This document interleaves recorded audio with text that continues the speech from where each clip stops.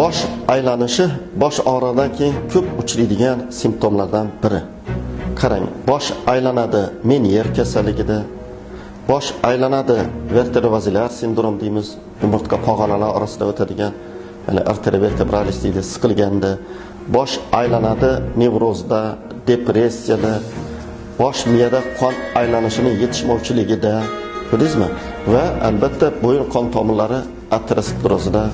Bosh aylanishi bu kasallik emas, balki bir necha kasalliklarning bir sindromi.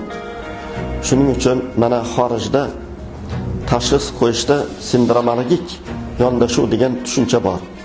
Mana bizda UASH tajribasini kiritayotganda buni ta'limga kiritdik. Mana nevropatologik sindromlar degan kitobimda ham buni alohida mavzu yozganman. Bosh aylanishi bilan bog'liq bo'lgan holatlarda alohida o'zini standarti bor. Tashxis qo'yish standarti, davolash standarti, inkor qilish metodi bilan boriladi. Menier sindromimi? Bu bor, bu yo'q. Vertebrovazilar yetishmovchiligimi? Bu bor, bu yo'q. Bosh miyada qon aylanishini surunkali yetishmovchiligimi? Bu bor, bu yo'q.